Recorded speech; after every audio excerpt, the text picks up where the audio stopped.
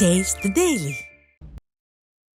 திண்டுக்கல் ரெட்டியார் சத்திரத்தில் தொகுப்பூதிய சத்துணவு பணியாளர் அரசாணையை ரத்து செய்ய கோரி 100க்கும் மேற்பட்ட சத்துணவு ஊழியர்கள் ஆர்ப்பாட்டத்தில் ஈடுபட்டனர். தமிழகத்தில் காலியாக உள்ள சத்துணவு அமைப்பாளர்கள் பணிகளை நிரப்புவதற்காக தொகுப்பூதியமாக 3000 ரூபாய்க்கு வேலைக்கு ஆட்கள் எடுப்பதாக தமிழக அரசு அரசாணை வெளியிட்டது. இந்த அரசாணையை திரும்ப பெற வலியுறுத்தி போராடிய சத்துணவு ஊழியர்கள் தேர்தல் வாக்குறுதியில் பணி நியமனம் செய்வதாக கூறி வாக்குகளை பெற்று திமுக ஏமாற்றியுள்ளதாக குற்றம் சாட்டினர். திண்டுக்கல் சந்தையில் பீர்க்கங்காய் விளைச்சல் அதிகரிப்பால் விலையில் வீழ்ச்சி ஏற்பட்டதால் விவசாயிகள் கவலையடைந்தனர். குஞ்சனம்பட்டி, முத்தனம்பட்டி மற்றும் ரெட்டியார் சத்திரம் பகுதி விவசாயிகள் பீர்க்கங்காய், புடலங்காய் மற்றும் அவரைக்காய் போன்ற கொடி பயிர்களை பயிரிட்டுள்ளனர். இந்நிலையில் தொடர் மழையால் பீர்க்கங்காய் கொடிகளில் பழுப்பு நோய் ஏற்பட்டு விளைச்சலும் பாதிக்கப்பட்டுள்ளது. இதனால் வேளாண் துறை அதிகாரிகள் இது குறித்து ஆய்வு செய்ய வேண்டுமென விவசாயிகள் கோரிக்கை விடுத்தனர். சிவகங்கை மாவட்டம் மேலநெட்டூர் கிராமத்தில் கண்மாய் நீர் சாலையை மூழ்கடித்து செல்வதால் பொதுமக்கள் அவதியடைந்து வருகின்றனர். காக்குடி கழுங்கிலிருந்து வெளியேறும் உபரி நீர் மேலநெட்டூர் பகுதி சாலை வழியாக அதிக அளவில் சென்று கொண்டிருக்கிறது. இதனால் பள்ளி மாணவ மாணவிகள், பொதுமக்கள் என அனைவரும் ஆபத்தான முறையில் சாலையில் ஆபத்தான பயணம் செய்யும் அவல நிலை ஏற்பட்டுள்ளது.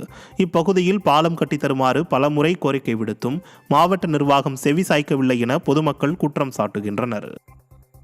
மேலநெட்டூர் கிராமத்திற்கு சென்று படிப்பை தொடர முடியவில்லை. இந்த தண்ணீருக்குள் தான் அவர்கள் செல்ல வேண்டிய அவலம் இருக்கிறது. உடனே இது சம்பந்தமாக மாவட்ட ஆட்சித்தலைவரிடத்திலும் பொதுப்பணித்துறை நிர்வாகத்திலும் பலமுறை கிராமத்து மக்கள் மனு கொடுத்திருக்கிறார்கள். எனவே மாவட்ட பொதுப்பணித்துறை நிர்வாகம், மாவட்ட ஆட்சியர் அவர்கள் உடனடியாக தலையிட்டு இந்த பகுதியிலே ஒரு மேம்பாலத்தை கட்டித்தர வேண்டும் என்று மாவட்ட நிர்வாகத்தை பணிவோடு கேட்டுக்கொள்கிறோம். மதுரை மாவட்டம் பேரையூர் பகுதியில் 4 வழிச்சாலை அமைப்பதால் அடிக்கடி விபத்து ஏற்படுவதாக எழுந்த புகாரை அடுத்து அதிமுக முன்னாள் அமைச்சர் RB உதயகுமார் நேரில் பார்வையிட்டு ஆய்வு மேற்கொண்டார். கல்லுப்பட்டி ராஜபாளையம் சாலையில் புதிய 4 வழிச்சாலை அமைக்கும் பணி நடைபெற்று வருகிறது.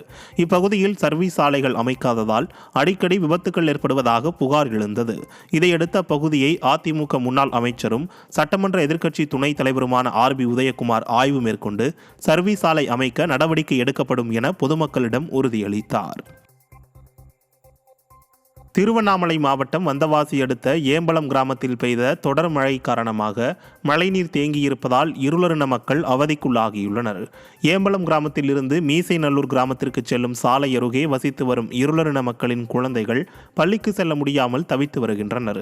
மேலும் அத்தியாவசிய தேவைகளுக்கு கடைகளுக்கு செல்ல முடியாமலும் வேலைக்கு செல்ல முடியாமலும் வீட்டிலேயே முடங்கி கிடப்பதாக அப்பகுதி மக்கள் வேதனை தெரிவித்துள்ளனர். நிர்வாகத்திறனற்ற ஸ்டாலின் அரசு தண்ணீரை அகற்ற உடனடியாக நடவடிக்கை எடுக்க வேண்டும் என பொதுமக்கள் வலியுறுத்தியுள்ளனர்.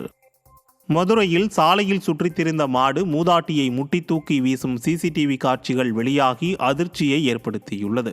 மதுரை கீழமாரட் வீதியிலிருந்து வேலை முடிந்து வீடு திரும்பிய 70 வயது மூதாட்டி செல்லம்மாள் மார்க்கெட் சாலையில் நடந்து சென்ற போது தரிகட்டு ஓடிய காளை ஒன்று மூதாட்டியை முட்டி தூக்கி வீசியுள்ளது. இதில் பலத்த காயமடைந்த மூதாட்டி மருத்துவமனையில் சிகிச்சை பெற்று வரும் நிலையில் சம்பவத்தின் CCTV காட்சிகள் வெளியாகி பரபரப்பை ஏற்படுத்தியுள்ளது.